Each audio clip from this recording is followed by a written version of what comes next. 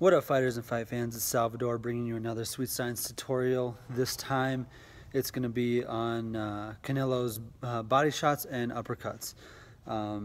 Obviously, if you've seen any of his fights, you know, even dating a few years back, you'll see that he's got a great use of body shots and uppercuts. And really what I wanted to focus on today was the way that he sets those up. Not, it's not as simple as just being able to throw throw a body shot or an uppercut. Everyone knows how to throw those kinds of punches. Why is it that he's more successful at it? And why is it, and how does he go about employing those things time and time again against, the elite boxers in the game today? Really, he comes from a long tradition of, Mexican style fighting.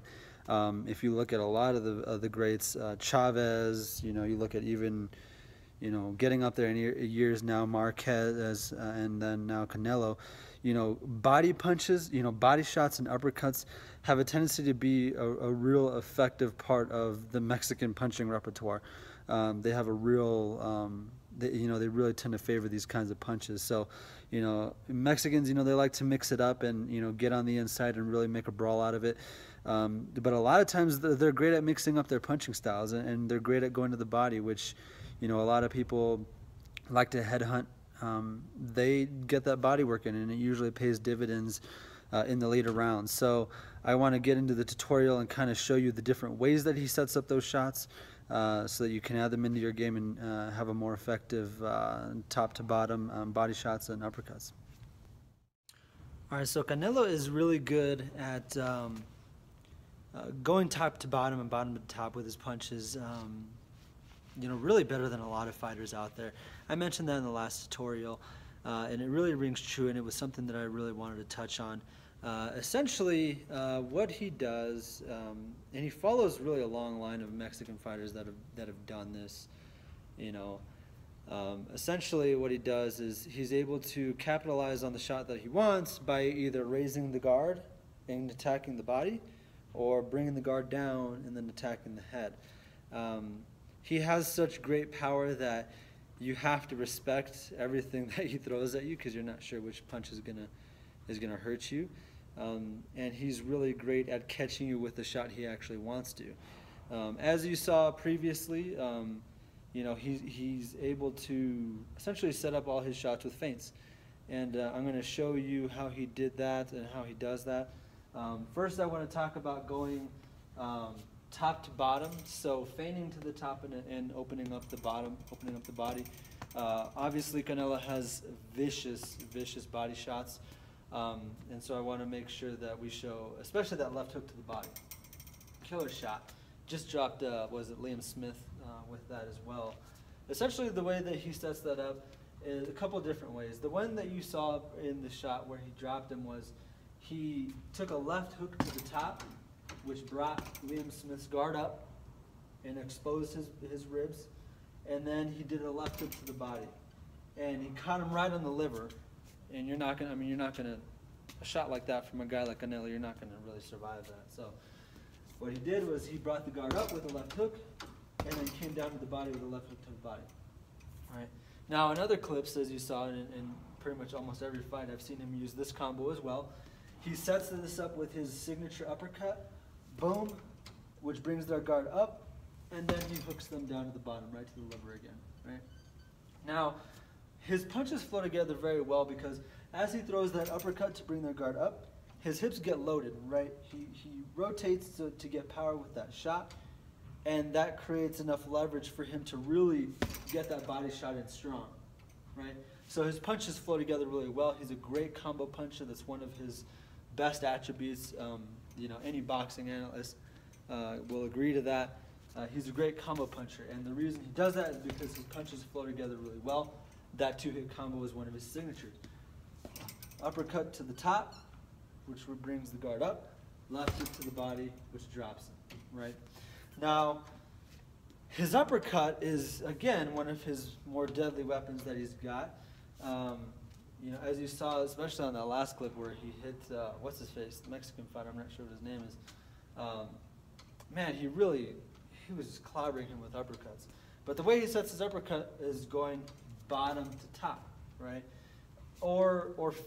Essentially, or feinting and dropping levels and then throwing the uppercut like you saw, which is kind of like his signature punch or something, right? So what he'll do is he'll throw a lead straight to the body, very akin to what Mayweather does, and he'll set them up with that. He'll throw those shots to the body throughout the fight, and that, you know, that obviously pays dividends. It's, you know, takes the wind out of you. But then what he'll do is he will feint that to the body, or maybe he'll just throw it half-assed. That'll bring their guard down, right? Because they've already been hit with it a few times. They'll bring the guard down, and as they bring that down, he'll snap their head up with that uppercut, right?